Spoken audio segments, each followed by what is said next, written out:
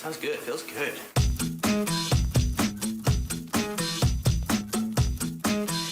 이번 대선의 꼭지점 위에 두고 꼭 지금 다뤄야 하는 점, 다뤄지지 않는 주제들을 이야기하는 대선 꼭지점입니다.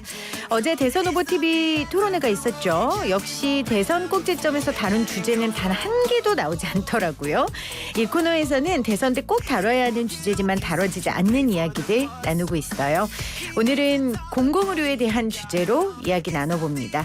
인도주의 실천의사협의회 공동대표이자 국립중앙의료원 호흡기 내과 전문의이신 이보라 선생님 전화 연결돼 있어요. 선생님 안녕하세요. 네, 안녕하십니까. 사실 스튜디오에 모시고 싶었는데 지금도 진료 때문에 너무 바쁘셔서 줌으로 연결했습니다. 지금 진료실이세요? 지금 잠깐 당직실에 와 있습니다. 바쁜 가운데 연결해 주셔서 감사하고요. 지금 국립중앙의료원에서 코로나19 격리 병동에서 근무를 하고 계신 거예요? 언제부터 지금 함께하고 계시는 거예요?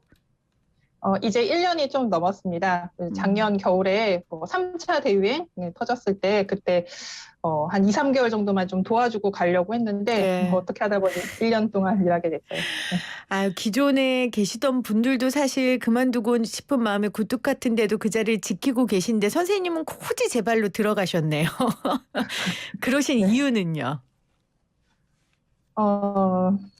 일단 같은 의료진으로서 공공병원 의료진들이 너무 힘들다고 하시니까 도와드리고 싶은 마음과 그다음에 사상 초유의 코로나 팬데믹이라는 이런 위기 상황에서 제가 이 시대에 의사로 살면서 코로나 환자를 내가 좀 적극적으로 봐야 되지 않을까 하는 그런 생각에 함께하게 되었습니다. 아유, 정말 감사합니다. 지금 오미크론 변이 확산으로 검사 체계도 바뀌고 여러 가지 치료 과정도 변화가 있는 것으로 알고 있는데 그럼 선생님 일하시는 현장에서는 어떤 변화가 지금 제일 큽니까? 일단 2월 설 연휴가 끝나면서 환자 수가 급격히 늘었고요. 네. 그리고 이제 제가 근무하는 이 병동에는 환자 연령대가 확 바뀌었습니다. 어린이 소아들이 거의 절반 이상을 차지하고 있고요.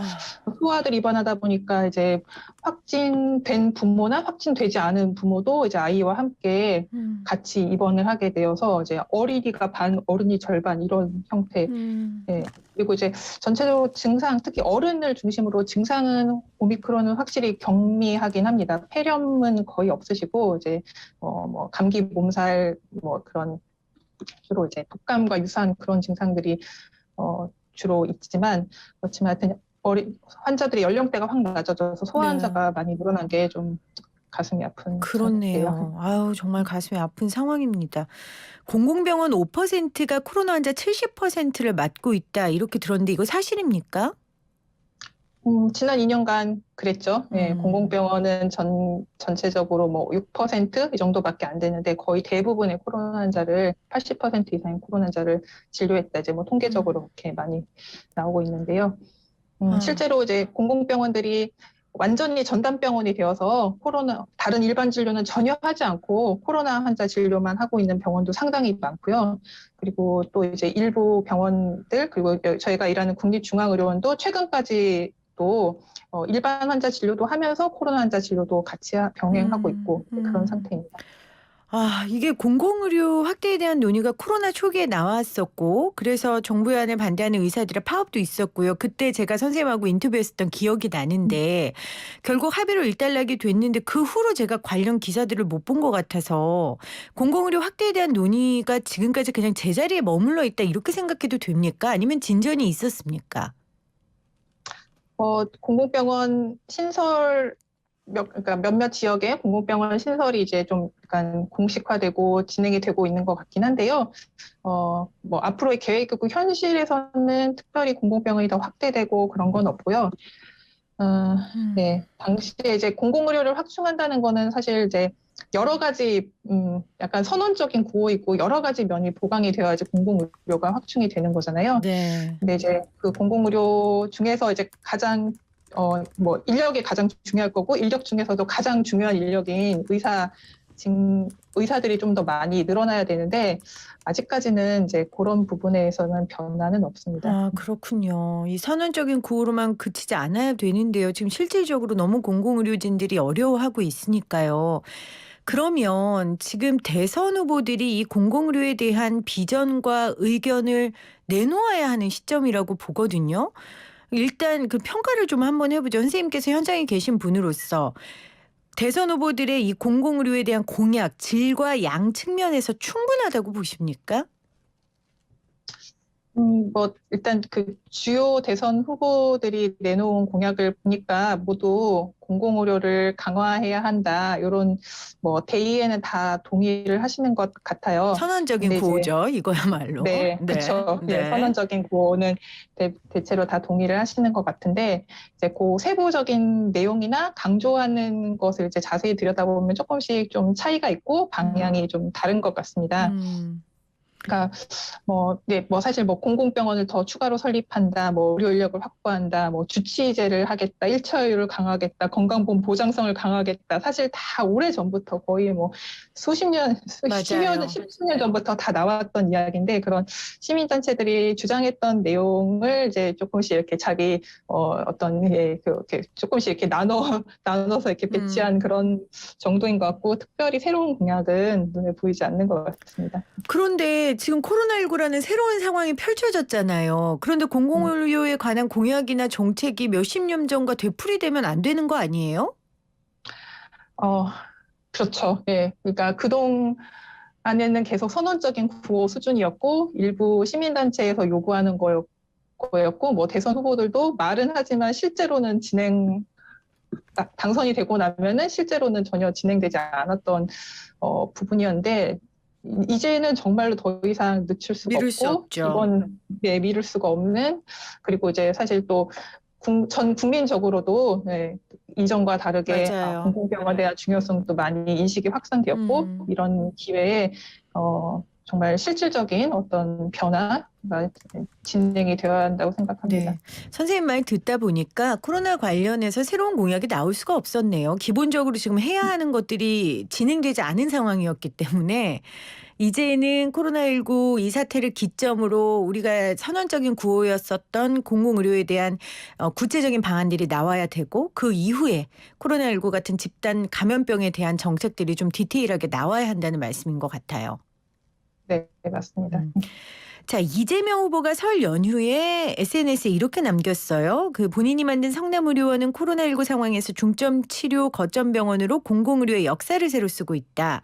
그러면서 공공의료를 전국으로 확대하겠다 이렇게 밝혔고요. 윤석열 후보는 제가 직접적으로 공공의료에 대해서 이야기한 거를 선언적인 구호 말고는 찾은 게 없고 최근 전국보건의료노동조합 주최로 열린 대선 쟁점 토론회에서 그 국민의힘 측의 장성인 정책위원이 공공병원 건립을 포함한 공공의 근료 및 필수의료 강화 그리고 의료기관 공적 역할 보상을 추진하겠다라고 강조를 했습니다.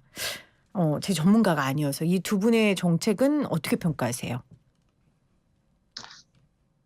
일단 두 분 다 뭐 공공의료를 강화하고 뭐 이제 이런 코로나 위기 상황에 뭐 대비한 어떤 정책을 마련하겠다 이런 뭐 이렇게 전체적으로 전반적으로는 다 맞는 말씀 드린 것 같은데요. 이제 그거를 현실에서 어떻게 실현하는가 그게 이제 중요한 로드맵을 것이고, 음, 네. 근데 이제 그래서 이제 자세한 이제 주장을 자세히 들여다보면. 이제 뭐 수가를 올리거나 뭐 규제를 풀어서 그래서 결국은 병원 경영자나 뭐 바이오 헬스 산업계의 어떤 이익을 이렇게 추구하는 쪽으로 혹은 뭐 보건의료 산업을 어떤 경제 지표로서 이렇게 보건의료 관련 어떤 경제 지표가 상승하는 꼭 뭐 그렇게 경제 규모가 늘어나는 것으로서 보건의료를 발전시켰다라고 그거를 이제 막 이렇게 포장하여서 그것이 이제 공공의료 강화나 국민들의 건강 증진과 비슷한 것처럼 이렇게 주장하는 그룹들이 좀 많이 있어요. 근데 이런 의견은 두 후보마다 거의 두 후보의 둘 다 존재는 하는데 약간 그 뭐랄까 농도가 좀 다르다고 할까요? 아하. 방향성은 어떤 비슷한데 농도와 톤이 다르다. 네네. 그런 기본적으로 이제 의료라는 것이 무엇인지, 네, 의료에 대한 근본적인 입장, 뭐 의료에 대한 근본적인 철학 이런 게 중요하고 이제 어, 국가가 시민들에게 어떤 의료 서비스를 제공하고 국민들의 건강을 어떻게 증진시킬 것인가 그러한 수단으로서 공공의료가 이용이 되어야 되는 거잖아요. 근데 이제 그런 내용보다는 뭐 어떤 이렇게 그런 내용도 물론 있지만 그런 내용과 이제 그 경제 지표로서 보건의료 산업을 발전시키고자 하는 그런 어떤 욕망과 이런 것이 이렇게 약간 둘 다 있는데 약간 그 농도의 차이가 조금 있는 것 같습니다. 네. 공공의료에 오랫동안 몸담은 그리고 의사로서의 사명감을 갖고 있는 선생님께서 보시기에는 이 후보들의 방향성이 의료에 대한 철학이 느껴진다기보다는 경제적 측면에서 이 사업을 바라보는 게 느껴진다라고 평가를 해 주신 것 같습니다. 그러니까 병원 경영자나 바이오 사업계에 이득을 주는 것으로 자꾸 이 공공의료 문제를 해결하려는 게 너무 안타깝다 하셨는데 정의당 같은 경우는 70개 진료권의 책임의료기관 지정과 500병상 이상의 공공병원 신중축 등 선진국 수준의 공공의료 환경을 마련하겠다. 그리고 보건의료 인력 지원법을 개정해서 간호사 적정 인력 법제화를 시행하겠다 이렇게 말했고요. 국민의당 같은 경우에는 2년간의 코로나 손실보상금 3조 8천억 원은 감염병 전문병원 90개소를 지을 수 있는 예산이라고도 이야기를 했습니다. 조금 더 구체적인 내용이긴 한데 선생님께서 이건 어떻게 평가하세요? 그러니까 감염병 전문 병원을 세운다. 네, 코로나 이 위기로 인해서 감염병 전문병원이 정말 필요하고 그것이 중앙에만 있어야 될 것이 아니라 지역별로 이렇게 있어야 한다. 그런 거는 당연히 누구나 그 필요성을 절감하게 될 것 같습니다. 그거는 당연히 필요한 내용이라 생각하고 그다음에 70개 중진료권의 공공병원 책임의료기관 역할하는 공공병원을 더 많이 세운다. 그런 것도 정말 필요한 일이고 그렇게 바뀌어야 된다고 생각을 하는데요. 근데 이제 이게 현장에서 느끼는 저의 생각은 병원 건물들만 많이 세운다고 해서 공공의료가 강화되는 것은 아니잖아요. 네. 그 안에서 이제 일하는 의료진들이 어떠한 사명감과 어떠한 환경에서 일을 하는가 그런 것이 또 중요할 것 같고 그렇게 이제 열심히 일을 하는 의료진이 있어야 또 그것이 또 시민들의 건강으로 돌아가는 것이니까요. 이제 현실에서는 공공병원이 지금 현재 수준의 공공병원이 수만 많아진다고 해서는 수만 많아진 경우에는 시민들이 그렇게 만족하시지 못할 것 같아요. 네. 그래서 좀 더 이렇게 질적인 발전이 있으면서 의료 서비스, 공공의료 서비스의 내용과 그다음에 그 수준과 이런 것을 같이 높여서 정말 시민들이 만족하고 믿고 찾아올 수 있는 정도의 그런 병원으로 만들어서 그런 병원이 많아져야지 정말 실질적으로 전체 시민들의 건강에 도움이 될 것 같아요. 공공의료원 숫자만 늘어나는 게 지금 좋은 게 아니라 일단 기존에 있는 공공의료원들이라도 인력 확충도 되고 환경도 좋아져서 질 높은 수준의 진료 서비스가 돼야 되는 게 중요하다고 말씀하셨는데 저도 다음 질문으로 이걸 준비했어요. 지금 당장 우리가 공공의료원을 막 만들어가지고 뚝딱 할 수 없고 현재 우리 위기는 지금 현재 상황이니까 그러면 현재 공공병원에 좀 부담을 줄이기 위한 대책으로 가장 시급한 건 뭐라고 생각하세요? 일단 지금 현재 당장 시급한 것은 아까도 말씀드렸지만 지금 현재 공공병원들이 일부는 완전히 코로나 전담병원화 되어 있고 일부는 일반 진료와 코로나 진료를 같이 병행하고 있습니다. 네. 그리고 제가 일하는 국립중앙의료원 같은 경우도 12월까지만 하더라도 이제 두 가지 일반 진료와 코로나 진료를 병행했었는데 이제 대통령의 어떤 명령 이후에 이제 그 국립중앙의료원도 이제 완전히 소개 명령이 내려져서 지금 완전히 코로나 전담병원으로 지정이 되어서 일반 진료는 하지 않고 다 그런 환자들은 다 이제 퇴원시키거나 전원시키고 현재는 코로나 환자만 보고 있는데요. 네. 사실 이런 식으로 이제 특정 진료만 계속하게 하면은 이제 공공병원이 그 종합병원으로서의 그 역할을 기능을 못하죠. 유지할 수가 없게 되거든요. 그래서 제 생각엔 지금 당장 시급한 공공병원 정상화 방안, 공공병원의 부담을 줄일 수 있는 필요한 대책은 병원으로 빨리 그 기능을 복원시켜 주는 것입니다. 그러니까 코로나 환자 진료도 하지만 원래 일반 진료하던 뭐 원래 다양한 과를 놓고 이제 일반 종합병원으로서 대체로는 기능을 하고 있었는데 그런 일반 진료도 빨리 기능을 회복해서 뭐 다들 더 공감하시겠지만 이제 코로나가 어쩔 수 없이 위드 코로나로 가야 되는 거잖아요. 그러니까 코로나를 같이 코로나와 함께 하면서 우리가 또 일상을 살아야 되는데 언제까지 공공병원에게만 네네. 이런 일상적인 업무는 하지 말고 코로나 진료만 계속 하라고 계속 강요하는 것은 공공병원은 오히려 계속 기능을 쇠퇴시키고 이렇게 후퇴시키는 그런 그리고 더 약화시키는 그런 방침이라고 생각합니다. 그래서 지금이라도 빨리 일반 진료 기능을 되살리고 그리고 이제 그렇게 하면서 또 이제 아까 말씀드렸듯이 공공병원이 뭐 시민들이 찾아와서 진료를 받으면 만족할 수 있을 정도의 네. 그 서비스의 수준과 어떤 그 서비스 제공의 그런 어떤 포괄성이라고 해야 될까요? 네. 정말 시민들에게 필요한 서비스를 제공함으로써 지역사회에서 기타 다른 민간 병원들과의 경쟁에서 전혀 뒤처지지 않는 그런 병원으로 만들어야 된다고 생각을 합니다. 알겠습니다. 오늘 공공의료에 관한 이야기 인도주의 실천의사협회 협의회 공동대표이신 우리 이보라 국립중앙의료원 전문의와 함께 연결했는데요. 마지막으로 좀 한 개만 여쭤볼게요. 국민의힘 윤석열 대선 후보가 이 외국인 건강보험 두고 한 말이 많은 논란이 됐어요. 선생님께서 외국인 환자분들 워낙 많이 진료한 걸로 제가 알고 있는데 어떻게 지켜보셨어요? 그러니까 외국인이신데 이제 한국에서 건강보험에 가입하신 분들 중에 이제 어떤 일부의 건강보험을 악용한 사례가 있는 것 같아요. 근데 이제 이런 악용한 사례를 놓고 어떤 특정 국가 그런 외국인에 대한 약간 혐오를 조장하는 그런 인종주의적인 그런 발언인 것 같고요. 그게 한 나라의 대통령 후보로서는 좀 부적절한 발언이 아닌가 생각을 합니다. 표현이었죠. 글이었죠. 페이스북. 예, 부적절한 표현이 아닌가 생각합니다. 그러니까 그 특정 국가 외국인들 중에 우리나라에 와서 정말 어렵고 힘들고 정말 그러니까 뭐 페이도 낮은 월급도 낮은 그런 일들을 하시는 분들이 정말 많이 있잖아요. 그러니까 우리나라에서 일하면서 보험료만 열심히 내고 병원 치료 한 번도 못 받고 본국으로 돌아가시는 분들도 분명히 있을 거란 말이에요. 네. 그러니까 뭐 외국인이고 한국인이고 다 사람마다 사정이 있는 거고 뭐 아프고 싶어서 아픈 사람은 없는데 그 사람이 정말 어떤 난치병에 걸려서 근데 하필이면 어떤 사정으로 하필이면 한국에 있었고 한국에서 뭐 3억 원을 내고 치료를 받았는데 실제로는 그 사람이 막 30억 원어치의 뭐 치료를 받은 거다.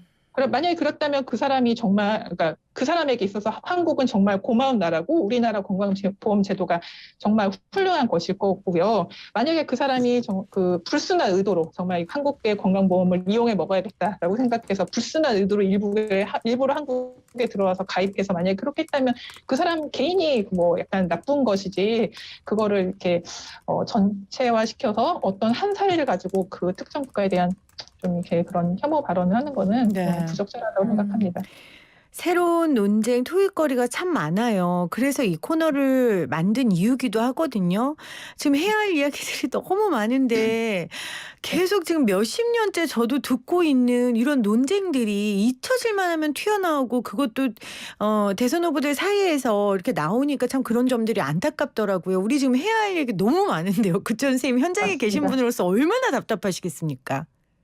네, 맞습니다. 지금 오미크론이 이렇게 다행히 증상은 그렇게 심하지 않고 비교적 경증 환자들이 많긴 하지만 환자 수가 급격히 늘어나니까 사실 조금 두려움이 생깁니다. 그럼요. 네. 지금도 혹시나 놓치는 게 없을까 환자 수가 너무 많다 보니까 이제 정말 이렇게 내가 집중하지 못하고 놓치는 게 있지 않을까 이제 계속 긴장하고 있는데요. 좀 정말 생산적인 논의와 그다음에 국민들의 건강과 정말 삶을 향상시킬 수 있는 그런 대선 공약들이 좀 많이 나왔으면 좋겠습니다. 선생님 힘내시고요. 이 말밖에 해드릴 게 없어서 죄송합니다. 네. 네, 감사합니다. 네, 지금까지 이보라 인도주의 실천의사협의회 공동대표와 함께 인터뷰 나눠봤습니다. 선생님 고맙습니다. 네, 감사합니다.